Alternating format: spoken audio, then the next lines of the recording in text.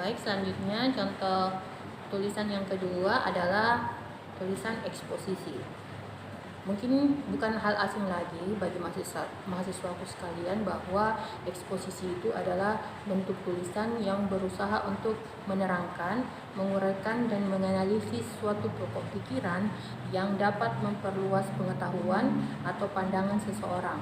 Jadi bagaimana seorang penulis itu bisa berusaha untuk memaparkan kejadian atau masalah secara analisis dan terperinci serta memberikan interpretasi terhadap apa yang dikemukakannya. Jadi secara umum atau secara awam kita menyebut bahwa teks eksposisi atau tulisan eksposisi itu adalah tulisan yang isinya berupa pemaparan. Jadi secara sederhananya ya. Nah, bagaimana contoh tulisan eksposisi itu? Kita bisa lihat di sebelah saya bahwa itulah contoh tulisan eksposisi. Yang mana di sini saya bacakan bahwa transparansi pemerintah dalam membuat peraturan itu perlu ditinjau ulang. Menteri Kelautan dan Perikanan Edi Prabowo mencabut larangan ekspor benih lobster. Peraturan tersebut menimbulkan banyak kecaman dari berbagai pihak karena pasar perdagangan lobster rata-rata dipegang oleh kaum elit. Rupanya kecurigaan publik tersebut itu terbukti, di mana sang menteri yakni Edi ditangkap KPK terkait kasus benih lobster. Dan melalui kasus ini, transparansi terkait peraturan yang ditetapkan pemerintah secara sewenang-wenang perlu diawasi dengan ketat. Jadi di situ tulisannya berisi paparan bagaimana seorang menteri yang tidak transparan dalam memberikan keputusan atau kebijakan yang ternyata kebijakan ini hanya untuk kepentingan diri pribadi. Di situ sudah berisi paparannya dan pandangan seseorang terhadap hal-hal tersebut. Selanjutnya, jenis tulisan yang ketiga adalah tulisan deskripsi, di mana secara umum kita ketahui bahwa deskripsi itu adalah tulisan yang berupa gambaran. Nah, bagaimana definisi secara lengkapnya? Jadi kita ketahui bahwa deskripsi itu adalah pemaparan atau penggambaran dengan menggunakan kata-kata suatu benda, tempat, suasana, dan keadaan.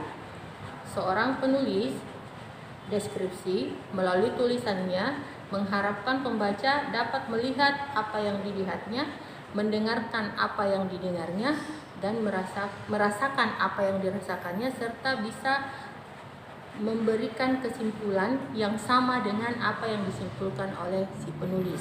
Jadi melalui tulisannya atau seorang penulis deskripsi bisa mengajak pembaca seolah-olah mereka ada di tempat tersebut. Contoh tulisan deskripsi, kita ambil contoh tentang nasi goreng. Ya, siapa yang tidak kenal nasi goreng? Nasi goreng itu adalah salah satu makanan kesukaan mantan Presiden Barack Obama dan juga merupakan salah satu makanan yang digemari bukan cuma di Indonesia saja, tetapi juga orang-orang yang ada di luar negeri. Nah, nasi goreng merupakan salah satu makanan khas yang sering ditemukan di berbagai daerah di Indonesia. Disajikan dengan berbagai varian rasa yang dapat disesuaikan dengan keinginan para konsumennya. Aroma khas dari bumbu nasi goreng akan membuat siapapun yang menciumnya akan merasa lapar. Mudah-mudahan Anda tidak lapar ya. Nasi goreng pada umumnya memiliki warna coklat khas yang berasal dari kecap, namun ada juga yang memiliki warna kuning, ungu, merah, hitam, dan warna-warna tersebut baru-baru ini muncul di publik. Warna merah itu karena berasal dari sambal atau saus. Kemudian warna hitam itu biasanya diambil dari bumbu atau tinta cumi-cumi. Jenis tulisan yang keempat adalah tulisan argumentasi. Mana argumentasi itu adalah jenis tulisan yang bertujuan untuk membuktikan pendapat penulis dan meyakinkan atau memengaruhi pembaca sehingga mau menerima pendapatnya.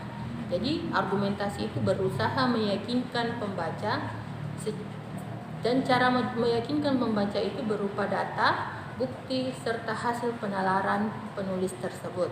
Sebagai contoh, teks argumentasi. Di sini dikatakan bahwa 2 tahun terakhir terhitung sejak Boeing B737 milik maskapai penerbangan Aloha Airlines celaka, isu pesawat tua mencuat ke permukaan. Ini bisa dimaklumi sebab pesawat yang badannya koyak sepanjang 4 meter itu sudah dioperasikan lebih dari 19 tahun.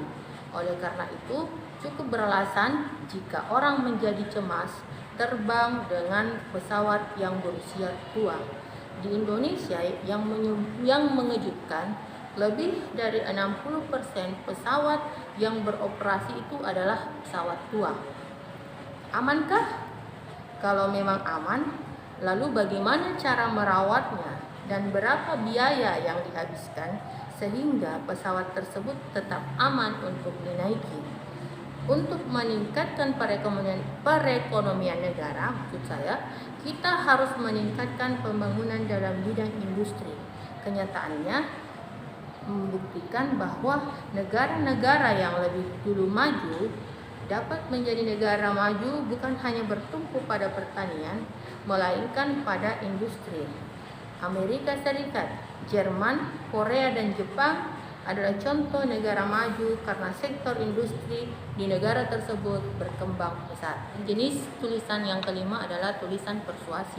Tulisan persuasi itu adalah tulisan yang berisi paparan yang berdaya ajuk atau berdaya himbau yang dapat membangkitkan ketergiran pembaca untuk meyakini dan menuruti himbauan implisit ataupun eksplisit yang dilontarkan oleh penulis. Dengan kata lain, persuasi itu adalah tulisan yang berusaha untuk memengaruhi orang lain melalui bahasanya. Contoh dari teks persuasif adalah tampilan wajah orang kota dan orang desa lebih awet muda yang tinggal di pedesaan. Meskipun tidak semuanya seperti itu, rata-rata tampilan visual orang yang tinggal di perkotaan dengan masyarakat yang tinggal di desa ternyata berbeda. Hal ini terjadi karena faktor super padatnya kegiatan, tingginya laju kendaraan, mobilitas super tinggi, maka tingkat stres, kualitas udara, dan kualitas sumber pangan pun turut memengaruhi, sehingga memicu otot wajah tegang dan memicu kerutan wajah. Tidak hanya memengaruhi keriput, angka penderita kanker atau penyakit di kawasan metropolitan lebih tinggi daripada yang tinggal di desa. Hal ini karena difaktori gaya makan, kualitas udara yang kotor, dan tingkat stres yang memengaruhi secara psikologis. Dari psikologis terganggu dan memengaruhi pada gangguan fisik. Sedangkan masyarakat pedesaan atau pegunungan, meski tanpa perawatan kecantikan, wajah mereka relatif natural dan lebih awet muda karena suasananya jauh dari hiruk pikuk. Dari segi tingkat stres pun lebih rendah. Dari kualitas udara juga lebih baik, dan otot-otot wajah pun menjadi rileks yang memicu penundaan penuaan dini. Itulah sebabnya beberapa orang yang menyadari hal tersebut dan memiliki keluarga di desa, banyak yang memutuskan untuk menua di desa. Selain lebih damai, lebih santai secara psikologis, kepadatan yang hanya dirasakan di kota tidak dapat ditemukan di pedesaan, di mana kepuasan ini setiap orang akan berbeda-beda, tergantung dari perspektif masing-masing orang. Ada tipe orang yang senang kembali ke alam, dan ada pula yang senang dengan serba kepraktisan. Itulah tadi materi tentang menulis ekspresi bagian pertama, yang mana kita sudah membahas tentang pengertian menulis, jenis-jenis menulis, serta tujuan atau fungsi dari menulis.